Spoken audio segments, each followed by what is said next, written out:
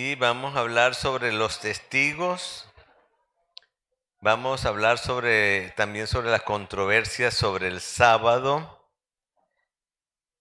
y sobre la elección de los 12. Serían los temas que tiene esta presentación. Vamos a estar en una hora listos, entonces de allí vamos a ir a tomar el almuerzo. Ajá. Ok. Bueno, hermanos, vamos a comenzar. Estamos en la página 56 de sus manuales y vamos entonces a darle gracias al Señor. Alabado sea tu nombre, Señor. Gracias por tu palabra. Gracias porque tú nos das la provisión y hablas a través de nosotros y a través de tu Santo Espíritu. Te bendecimos y que toda la gloria sea para ti. Te pedimos que podamos comprender el significado de estos textos en función de la realidad de nuestras vidas y que principalmente podamos aplicarlas pues para compartir esto con otros, para que ellos así también puedan ser tus discípulos y que puedan ellos también hacer discípulos, Padre. Te encomendamos pues este tiempo en tus manos en nombre de Cristo Jesús. Amén. Ok. Los testigos, las controversias del sábado y la elección de los 12. Evidentemente, hermanos, que nosotros pudiéramos en un versículo estar 4 o 5 horas, ¿no?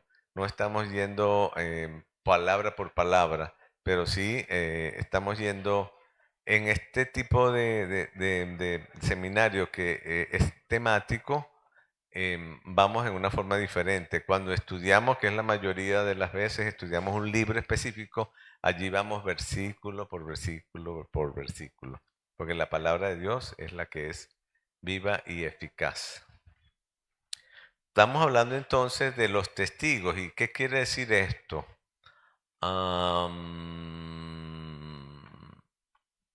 Momento, aquí otra vez tengo este mouse. Voy a leer allí en resume aquí en la 5:30 de Juan 5:31. Jesús anticipó que la gente pondría objeciones a su afirmación de ser Dios, evidentemente, ¿no? Diciendo que él estaba basando su declaración únicamente en su propia autoridad. O sea, tú dices que eres el Cristo, tú dices que eres Dios, pero eso lo estás diciendo tú. ¿Dónde están tus testigos? En Deuteronomio 19:15 habla de las reglas bíblicas sobre la evidencia, ¿verdad? Y dice, no se tomará en cuenta un solo testigo contra ninguno en cualquier delito ni en cualquier pecado y en relación con cualquier ofensa cometida. Evidentemente, esto era una instrucción legal, ¿verdad? Era para conflictos.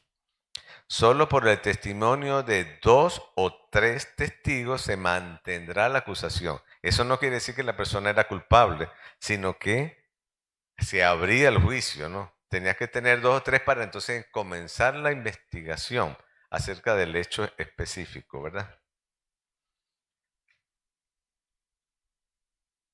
Aquí es importante que nosotros podamos entender y recordar lo de la parte de la Trinidad, ¿verdad? El Padre, el Hijo, el Espíritu Santo son co-infinitos, o sea, infinitos de la misma manera, son co-iguales, o sea, son iguales de la misma manera, y son co-eternos, quiere decir que son eternos en la misma forma. El Padre no es más eterno que el Hijo, ni el Hijo más eterno que el Padre, ni es más eterno que el Espíritu Santo, son todos iguales. Y son, acuérdense que hemos hablado varias veces, la eternidad pasada, la eternidad presente y la eternidad futura. Y son características de ellos tres: el amor, la justicia, la soberanía, la eternidad, la veracidad, la inmutabilidad, la omnisciencia, la omnipotencia y la omnipresencia. Recuerda que omni quiere decir todo, en todo. Hay solo un Dios, pero 3 personas distintas. Y no sé si alguno necesita tomar allí la infografía, tómale la foto ahorita, porque no está en su material. Esto es algo adicional que estamos estudiando, porque queremos entender de qué estamos hablando, ¿verdad? Aunque el testimonio de Jesús es verdadero y se confirmaba por sí mismo, o sea, él decía la verdad, pero él seguía la regla que la misma palabra de Dios, o sea, inspirado por Dios, ha estado en la palabra, que debía haber 2 o 3 testigos. Él gentilmente proporcionó una defensa de acuerdo a la ley mosaica. Del 2 al 18, otra vez Jesús les habló diciendo, yo soy la luz del mundo y el que me sigue no te andará en tinieblas, sino que tendrá la luz de la vida. Entonces los fariseos le dijeron, tú das testimonio acerca de ti mismo, entonces tu testimonio no es verdadero. Respondiendo Jesús les dijo, aunque yo doy testimonio acerca de mí mismo, mi testimonio es verdadero. ¿Y por qué? Va a decir, porque sé de dónde he venido y a dónde voy, pero vosotros no sabéis de dónde vengo ni a dónde voy.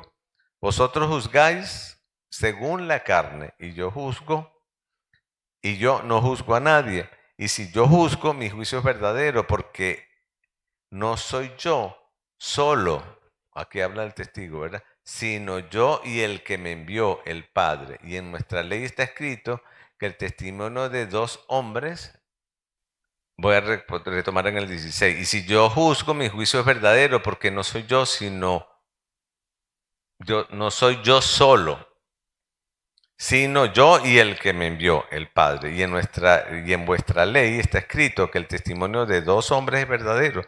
Yo soy el que da testimonio de mí mismo. ¿Y qué habla es el otro testigo? Mi Padre es el que me envió, él da testimonio de mí. ¿Se acuerdan cuándo fue en la vida de Jesús la primera vez que Dios dio testimonio de su Hijo?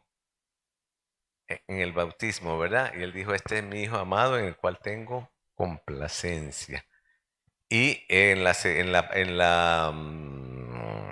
transformación le dijo eso, pero además le dijo a él oíd.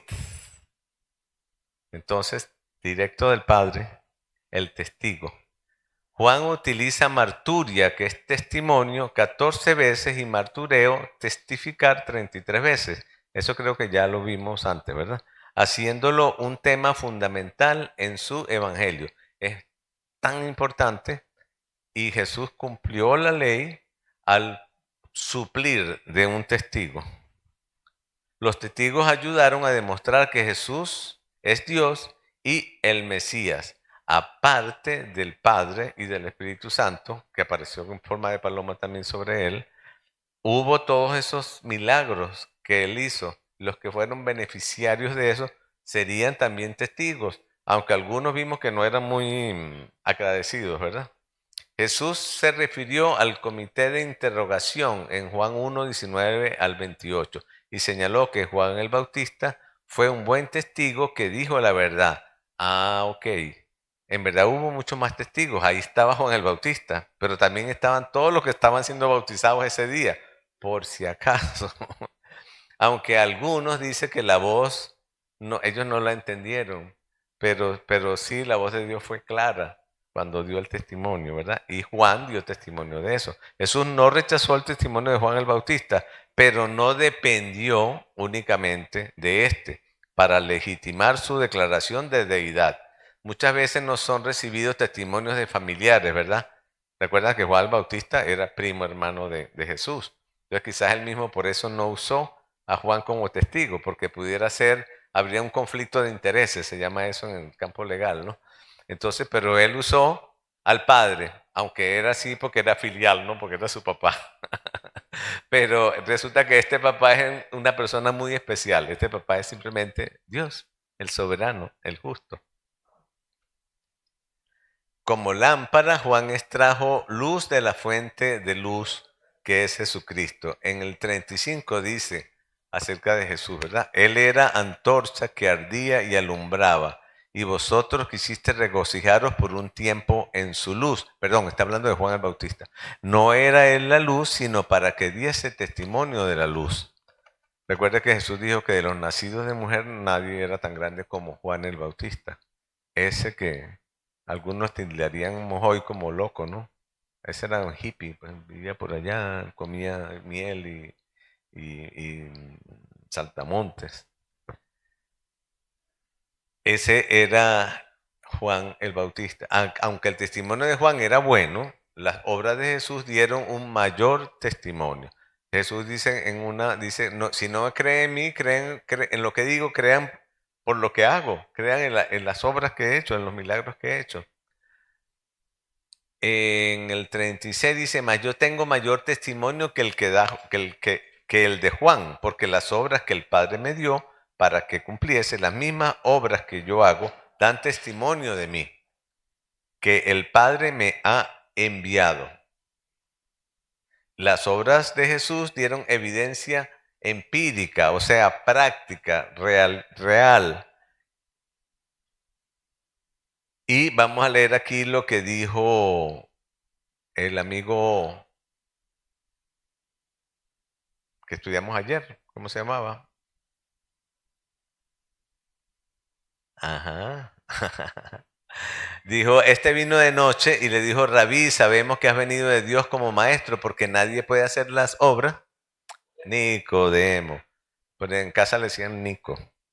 Puede hacer estas señales que tú haces si no está Dios con él.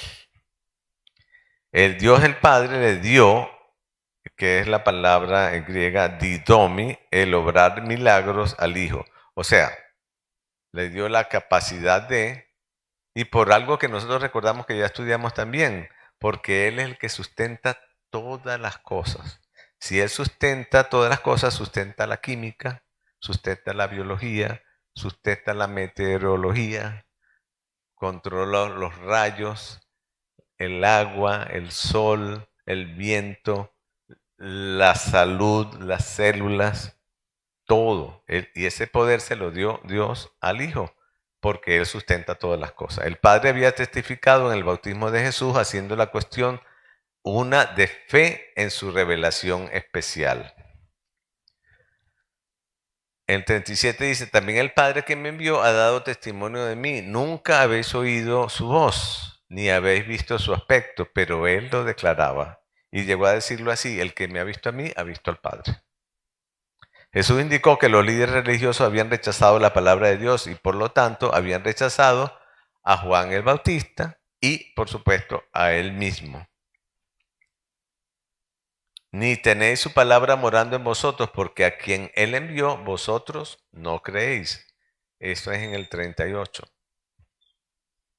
Nadie profesó conocer las escrituras mejor que los judíos religiosos. Ellos se ufanaban de eso. Sin embargo, Jesús indicó que se habían perdido del testimonio más importante de las escrituras hebreas. Y el 39 dice así, escudriñad las escrituras porque a vosotros parece que en ellas tenéis la vida eterna. ¿Y qué hacen las escrituras? Ellas son las que dan testimonio de mí. Entonces, Biblia, Biblia, Biblia, palabra, palabra, palabra, oración, oración, oración, acción, acción, acción en el poder de Cristo. El problema no era la falta de evidencias para demostrar la deidad de Jesús, sino la falta de creer en la evidencia abrumadora. Vamos a leerlo aquí porque Romanos siempre es muy contundente. Porque la ira de Dios se revela desde el cielo contra toda impiedad e injusticia de los hombres que detienen con injusticia la verdad. Porque lo que de Dios se conoce les es manifiesto. Pues Dios se lo manifestó. Porque las cosas invisibles de Él, su eterno poder y deidad, se hacen claramente visibles desde la creación del mundo, siendo entendidas por medio de las cosas hechas, de modo que no tienen excusa. En conclusión entonces de esta sección, los fariseos que se enorgullecían de amar a Dios buscaron la gloria de los hombres. En el 41 dice Jesús, gloria de los hombres no recibo. Él no estaba allí para que ellos lo aprobaran. Ellos debían ser aprobados por Jesús más bien. Dice, mas yo os conozco que no tenéis amor de Dios en vosotros, ni tenéis su palabra morando en vosotros. Puede ser que ellos conocían de la palabra, pero no la tenían morando en ellos, porque a quien Él envió, vosotros no creéis. Jesucristo dijo a los fariseos que ellos ni siquiera habían comenzado a entender el amor de Dios. En 5:43 dice, yo he venido en nombre de mi Padre y no me recibís. Si otro viniera en su propio nombre, a ese recibiréis. Le está diciendo, ¿verdad que ustedes son una cosa seria? Estoy viniendo yo, el Hijo del Padre, a decir y no me creen. Pero llega cualquier otro por allí, a ese sí le hacen caso. Porque está hablando conforme al pensamiento de ellos. Hay una cosa que pasa grave. Hay personas que le dicen a otras personas, engañándolas, lo que las personas quieren escuchar.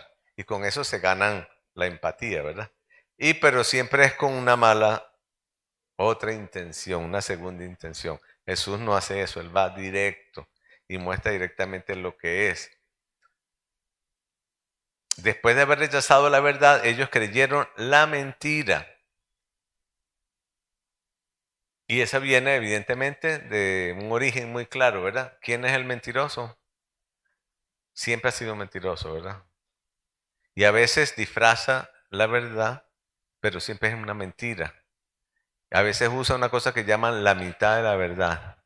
La usó con Eva y lo usó, trató de hacerlo con Jesús, que ya lo vimos, la tentación de Jesús, ¿verdad? No, probablemente algunos pudieran ser engañados si no conocen la palabra. Entonces nuestra defensa es la palabra. ¿Qué es lo que dice que la espada del Espíritu? Que es la palabra de Dios, ¿verdad? Debido a que buscaban la gloria de los hombres, no estaban dispuestos a creer en el Señor Jesús, porque eso les ponía a ellos como en un segundo plano. Y es que nosotros los seres humanos estamos en segundo plano. Pero ellos no querían aceptarlo por su orgullo. La misma escritura en la que colocaron su confianza testificaría en su contra en el día del juicio, debido a que la escritura habló de Cristo. O sea, como si Dios le dijera, bueno, mátense con sus propios argumentos. Aquí está la palabra, lo que dice. El Señor puso así, porque si creyeses a Moisés, me creerías a mí, porque de mí escribió él. Ellos no creyeron en Moisés, sino si lo hubieran hecho, habrían creído en el Señor Jesucristo. Echaron de menos a la persona misma que Moisés identificó en sus escritos. En 5:47 dice, pero si no creéis a sus escritos, ¿cómo creeréis a mi palabra? O sea, es bueno que nosotros conozcamos la palabra, o los escritos en la Biblia, específicamente aquí está hablando de los escritos del Antiguo Testamento, para creerle. Así que muchos sé que no gustan mucho del Antiguo Testamento porque hay cosas que a veces hay unas genealogías que son larguísimas, dice, pero no entiendo. Estos tienen una explicación y un porqué.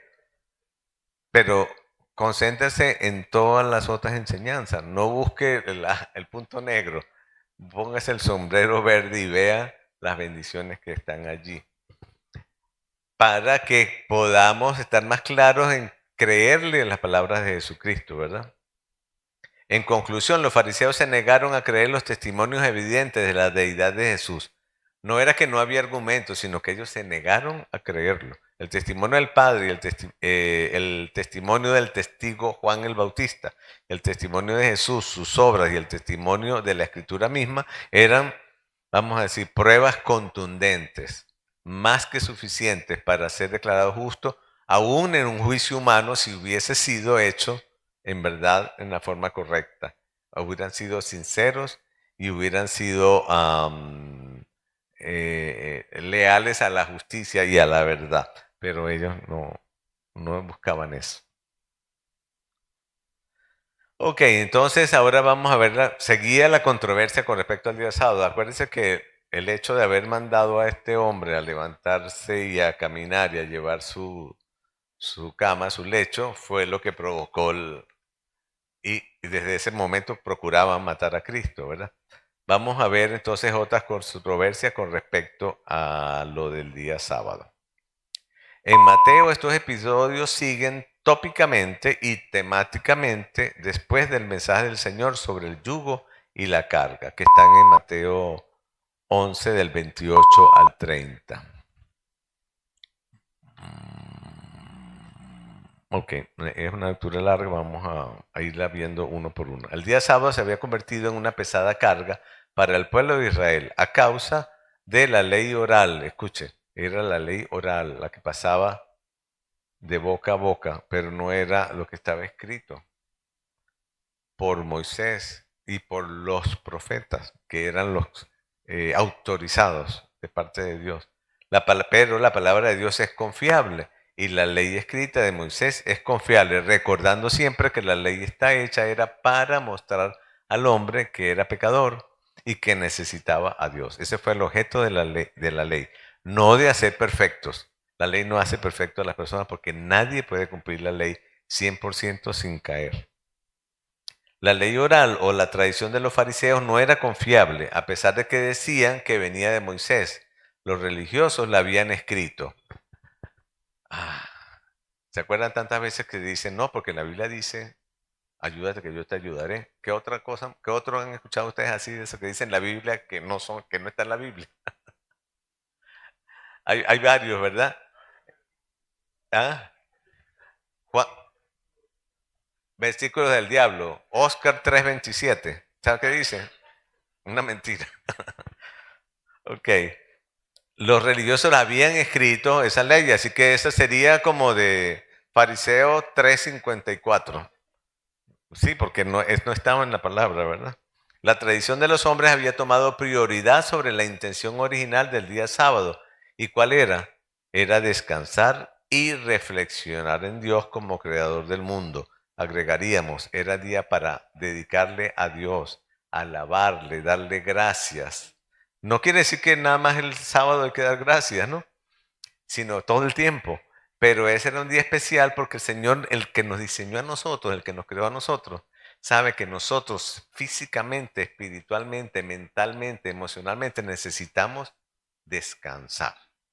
Así como descansamos en la noche, entonces tenemos un día especial. Y el Señor dio su ejemplo cuando Él el séptimo día descansó. Pero, repito, el descanso era para aliviar todas estas cosas y era para tener comunión con el Creador. Habían convertido el día sábado en un ídolo. Ya no entendía la razón de por qué Dios lo había instituido. Así que ya era porque tenías que cumplirlo. Como decían, guardar los domingos y las fiestas de guardar, ¿no? En la tradición católica. Bueno, era algo así parecido a lo que había aquí con el sábado. Y hay grupos hoy en día que hay una gran discusión acerca de que si nosotros debemos guardar el sábado o no. No voy a entrar en ese tema. Vamos a seguir. La ley permite recoger el grano, las espigas el día sábado, pero para el sustento propio de un viaje. Ven que hay excepciones. Había excepciones en la ley sobre el día sábado, pero estos querían aplicarlo en todo, independientemente de que fuese algo bueno. Deuteronomio 23:25 prohibía cosechar, pero tú podías agarrar espigas el día sábado cuando ibas caminando y podías comer de ellas. Podías rescatar a la oveja que hubiera caído en el hoyo, ¿verdad? Lo rescatar. Y Jesús estaba diciendo ahorita que un enfermo curado podía agarrar su cama y arrancar caminando, ¿verdad? Los fariseos usaron su propia interpretación, que era distorsionada de la ley oral, para juzgar a los discípulos. De acuerdo a la interpretación de la ley de los fariseos, los discípulos violaron 4 reglamentos del día sábado. Estaban buscando argumentos, ¿verdad? Estaban tratando. Decían ellos he aquí tus discípulos hacen lo que no es lícito hacer en el día de reposo. Al tomar el trigo del tallo se hacían culpables de cosechar el día sábado. Iban ellos caminando por allí, ¿no? Al frotar el trigo para separarlo de la paja estaba haciendo un trabajo, ¿verdad? Entonces se hacían culpables de trillar. Eh, ¿Usted cree que trillar un campo completo es lo mismo que trillar unas ramitas? Estamos exagerando, ¿verdad? Estamos pasados. Cuando el viento se llevaba la paja, se hacían culpables de aventar. Uno de los procesos con el trigo, ¿verdad? lo frotas el pan, salen las conchitas y todo, y tú lo avientas al aire, lo liviano se levanta, se lo lleva al viento y queda la propia semillita. Ah, no, ellos estaban haciendo eso, estaban aventando. Cuando comían el trigo se hacían culpables de almacenar en el día sábado. Este es un argumento ridículo, ¿verdad? Pero bueno, así somos nosotros, es cuando tratamos de imponerle cosas a Dios y estamos cambiar la palabra de Dios, ¿verdad? Hacemos ridiculeces. Los fariseos trataron de acusar a Jesús y sus discípulos de violar la ley de Moisés. De nuevo, Jesús sabiamente le mostró un ejemplo de las escrituras en el Antiguo Testamento, en Primera de Samuel 21. No lo vamos a leer porque es muy largo, ¿verdad? Pero él le dijo en Mateo 12:3, pero él les dijo, ¿no habéis leído lo que hizo David cuando él y los que con él estaban tuvieron hambre y entraron y comieron del pan de la proposición, de la que estaba allí en el templo? ¿Y fue considerado un pecado? No, fue exento. ¿Por qué? Porque era para preservar la vida de los guerreros que acompañaban a David. Entonces hay excepciones, tenemos que entenderlas. Los fariseos interpretaban la ley para decir que un sacerdote levita no podía dar del pan de la proposición a uno que no era levita. De nuevo, dice cómo entró en la casa de Dios David y comió los panes de la proposición que no les era lícito comer, ni a él ni a los que con él estaban, sino solamente a los sacerdotes. Y no fue condenado David por eso, en ese momento. O sea, no eran tan legalistas en ese momento, entendieron. Pero esto quería ser más legalista que Moisés, quería ser más legalista que sus padres. Si los fariseos tenían la razón, el rey David y sus hombres rompieron la ley y los fariseos estaban evidentemente equivocados. Jesús comprendía a los fariseos y lo atrapó en su propio sistema religioso. Ah, Señor es especialista en hacernos caer en nuestras propias trampas. Si David pudo romper su tradición oral y no ser condenado por ellos, ellos no tenían derecho a condenar las acciones de los discípulos del hijo mayor de David, que es, por supuesto, ¿quién? Jesucristo, al cual David le cantaba, danzaba y le escribió tantos salmos, ¿verdad? La ley permitía que los hombres, o sea, los sacerdotes, trabajaran en el día sábado sirviendo a Dios y cumpliendo su plan. Ah, pero ya va. Entonces, no es que no podemos hacer nada el sábado. ¿Y por qué están los sacerdotes haciendo la ofrenda, matando al cordero, destrozándolo, sacándole la sangre, poniendo todo eso allí? Eso es un trabajo, o no, eso sí es un trabajo, ciertamente. Ah, pero entonces era permitido, ¿verdad? Para ellos. Entonces no le era permitido a Jesús, el Dios, sanar a alguien un sábado. Se caía el argumento por sí solo, ¿verdad?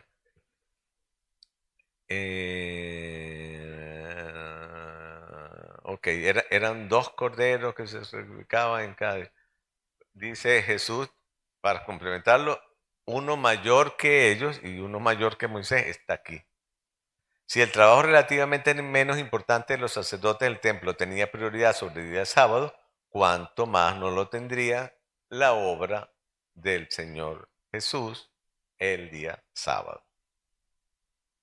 Cuando seas, citándose a Isaías, Jesús indicó que Dios se deleita en que tengamos misericordia y en que lo conozcamos a Él, más que en la mera adherencia al ritual, o sea, más que en la mera celebración de la fiesta o que la mera el guardar el día sábado. Y dice, y si supieseis qué significa misericordia quiero y no sacrificio.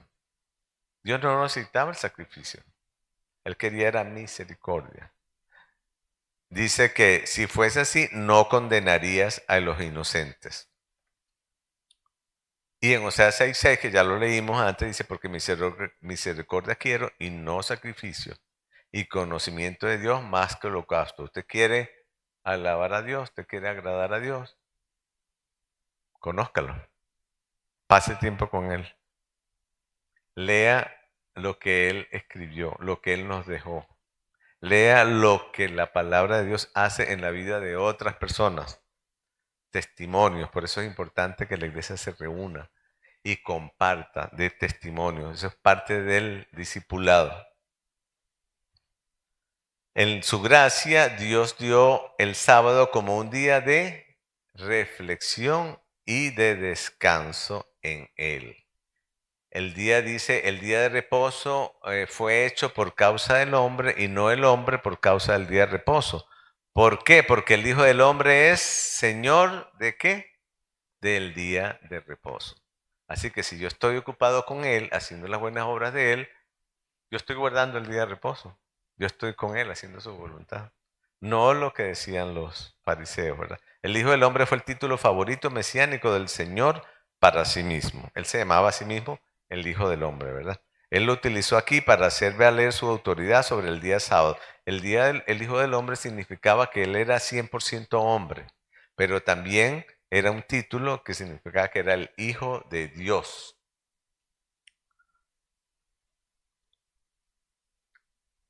Otra controversia sobre el día sábado. Entonces, en Lucas 6:6 dice que aconteció también en otro día de reposo que él entró en la sinagoga y enseñaba. Y estaba allí un hombre que tenía la mano seca, que tenía seca la mano derecha.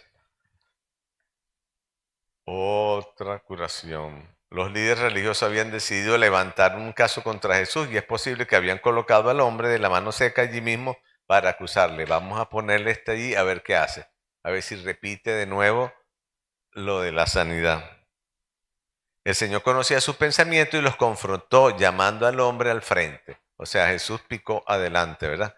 Y lo llamó. Jesús argumentó que las personas son más importantes que los animales y si los líderes religiosos permitían cuidar a un animal el día sábado, entonces deberían también permitir el cuidado de un hombre. Y vamos a leerlo allí. Él les dijo, ¿qué hombre habrá de vosotros que tenga una oveja y si ésta cayera en un hoyo el día de reposo, no le echa mano y la levante?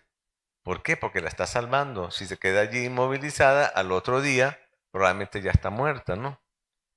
Pues cuánto más vale un hombre que una oveja. Por consiguiente, es lícito hacer el bien en los días de reposo. Es lícito, es permitido. Es más, es ordenado, diría yo, ¿no? Porque están hablando del amor. Y si podemos violar la ley por una oveja, ¿será que una persona es suficiente? Sería. Jesús los pone, siempre usa esa lógica, ¿no? Para enfrentarle la lógica de ellos, para decirle, bueno, e irónicamente Jesús estaba tratando de salvar una vida, mientras que los líderes religiosos estaban tratando de destruir su vida. Entonces Jesús les dijo, os preguntaré una cosa, ¿es lícito en el día de reposo hacer bien o hacer mal? ¿Salvar la vida o quitarla? De nuevo, era una pregunta retórica, ¿verdad? La respuesta era obvia. Evidentemente que sí.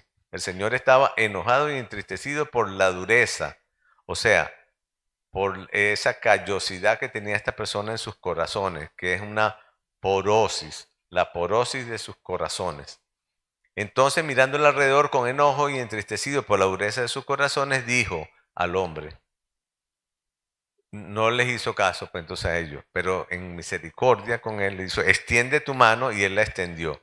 Y la mano le fue restaurada sana. Otro milagro no posible con la ciencia. Ahorita puede ser que le pongan una mano biónica, ¿verdad?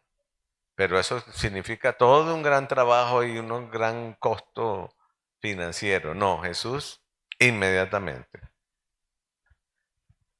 Voy a hacer un desvarío aquí. Había un chiste cruel. Decía que la persona esta tenía un problema con el brazo, ¿no? Y entonces fue a orar. Y esto habla de que debemos ser específicos cuando oremos. Entonces él le decía, Señor, ponme el brazo como el otro. tenemos que saber cómo pedimos, tenemos que pedir clarito para que no pase eso. Eso es un chiste, hermano, para distensionar un poco la cosa. Ok. Jesús no tocó al hombre, simplemente habló y fue sanado. Fíjense cómo cuando Carlos nos habló acerca de la curación del hijo de este oficial público, él pensaba que tenía que ir Jesús allá a tocarlo, ¿no? Él lo hizo a distancia. Hoy entendemos eso nosotros de las cosas remotas, ¿verdad? Ahorita las casas, cuando uno entra, o sea, diseñadas para eso. Cuando uno entra, la máquina, la casa sabe que uno llegó, le abre la puerta, ya como sabía que estaba cerca, prendió la cafetera y el café está listo. Y le prendió el calentador, está a la temperatura para que se eche la ducha. Bueno, casas inteligentes llaman. Bueno, Jesús está más preparado que todo eso. Él no necesita tocar ni siquiera, sino que simplemente con su palabra ya ejecuta.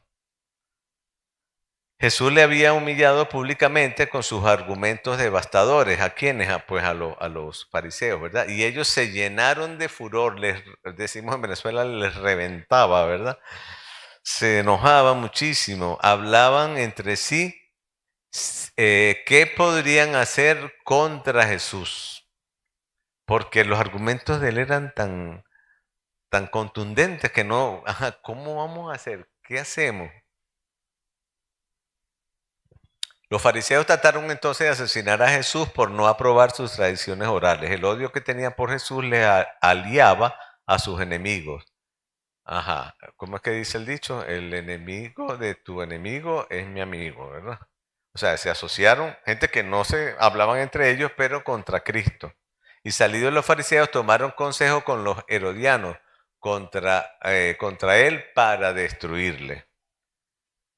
Dice que Jesús entonces sufrió, dice, contradicción de pecadores, ¿no? Que se confabularon para hacerle daño. Ok, ahora vamos a hablar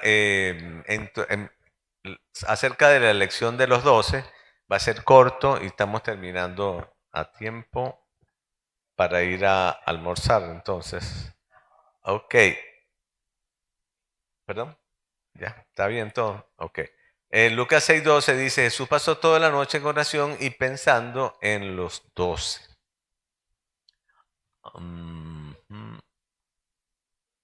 ¿Qué problema con este mouse? Upa. Ok. 12. En aquellos días él fue al monte a orar y pasó la noche orando a Dios. Y cuando era de día llamó a sus discípulos y escogió a 12 de ellos. O sea que había un gran grupo de discípulos que estaban siguiendo a Jesús. Todavía no había él escogido a los 12, ¿verdad? Escogió a 12 de ellos, a los cuales también llamó apóstoles. Y el apóstol es también enviado, ¿verdad? ¿Qué otra ser tiene el título de enviado o mensajero? Los ángeles, ¿verdad? Ahora nosotros somos también enviados. Así que somos, entre comillas, podríamos ser ángeles también, ¿no? No, somos más que eso, porque somos hijos de Dios. Los ángeles son servidores de Dios. Y los ángeles nos sirven también. Dios envía ángeles a ser de bendición para nosotros, ¿no? Y a veces esos ángeles vienen en forma humana. Y a veces usted es el ángel que Dios usa para bendecir a otras personas. Ese es el privilegio de los hijos de Dios. Estaba pensando entonces en los 12. Voy a leerlo completo. Y cuando era de día, o sea, estuvo toda la noche orando, ¿verdad? Y cuando era de día, llamó a sus discípulos y escogió a 12 de ellos, a los cuales también llamó apóstoles. A Simón, a quien también llamó Pedro, a Andrés su hermano, a Jacobo y Juan, Felipe, Bartolomé, Mateo, Tomás, Jacobo, hijo de Alfeo, Simón llamado Celote, Judas, hermano de Jacobo, y el otro Judas, el Iscariote, el que llegó a ser el traidor. Muchos han argumentado de cómo es que, pero si Jesús sabía que éste lo iba a traicionar, estuvo con él 3 años, hermano. Él supo desde el principio. Eso nos demuestra, y Él le amó, proveyó para Él, le dio la misma enseñanza que le dio a Juan, le dio a Pedro. Quizás hay algún Judas entre nosotros, entre la familia o entre la iglesia. Nosotros debemos superar la maldad de esa persona en amarlo a pesar de. No amamos lo que hace, pero lo amamos por lo que Él es, por una criatura de Dios. De los muchos discípulos que le seguían, Jesús eligió a 12 para ser parte de su círculo íntimo, o sea, los que estarían con Él todo el tiempo. Otra muestra de cómo era el discipulado de Jesús. Él escogió a un grupo y se dedicó a trabajar con ellos, con 12. A veces nosotros queremos entonces creernos más que Jesús, somos más bravos. Yo estoy llevando 35, 275 y medio, porque la señora está embarazada. No, hermano, nosotros vamos a dedicarnos a las personas porque esa es la multiplicación.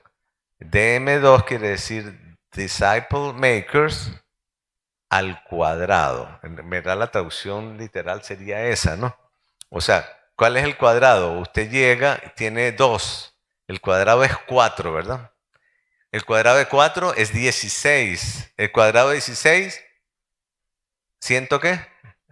El de 12 por 12 es 144. 16 por 16, póngale que es 186. Empezó así, así es. Entonces dedíquese usted a 1, a 2. Y esos 2 van a ser 4 y usted va a ver cómo dentro de unos días, dentro de unos meses, allí va a haber 168 personas. ¿Usted quiere ver 168 personas alabando a Dios con usted?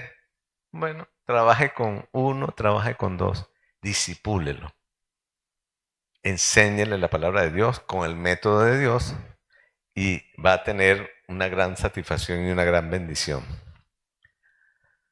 De los muchos discípulos que le seguían, Jesús eligió a 12 entonces como su círculo íntimo. Apostelo, es decir, enviar o delegar, eran las personas que tenían delegada la autoridad o que habían sido enviados. Explica el propósito de Cristo en la elección de los 12. Ellos fueron enviados a predicar, que era queruso, que era proclamar públicamente. Está hablando eso de la evangelización, ¿verdad? No es solo allí en la casa, inclusive no es solo ahí en la iglesia, en la reunión, es allá afuera, donde están los que necesitan. Sin embargo, claro, evidentemente nosotros estamos juntos como comunidad, como cuerpo, edificándonos unos a otros, ¿verdad? Entonces sí es importante estar aquí, pero Jesús los envía a nosotros es a todo el mundo a ser discípulos de todas las naciones. El mensaje del reino dice proclamar públicamente el mensaje del reino en toda la tierra de Israel. En este caso, fueron para ello y después nos dejó la ordenanza completa de ir a toda lengua y nación, ¿verdad?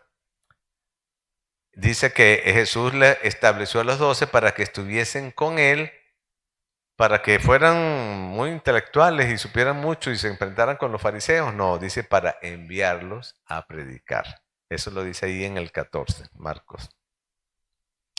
Estos 12 apóstoles sirvieron a la nación de Israel. Fueron enviados directamente a Israel. Hubo uno que fue enviado específicamente a los gentiles. ¿Quién fue?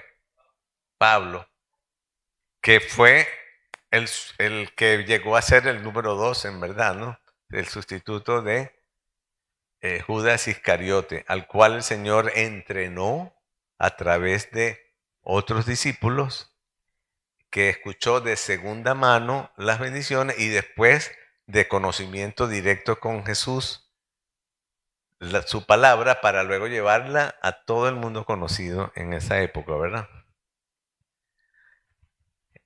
Con el envío, Jesús les dio autoridad para verificar, o sea, que es confirmar el mensaje. En 3.15 dice que tuviesen autoridad para sanar enfermedades y para echar fuera demonios. ¿Quién había hecho eso? Él mismo.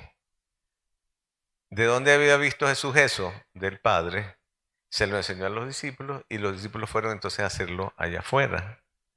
Y de ahí eso se replicaba y se replicaba y estamos aquí 2000 años después haciendo lo mismo, repitiendo, haciendo la voluntad de Dios, ¿verdad? En Mateo 3:16 y en Lucas 6:14 dan los nombres de los 12 apóstoles, que ya los vimos, ¿verdad? Y hasta aquí llegamos, son las 12, Carlos, exacto. Te entrego la...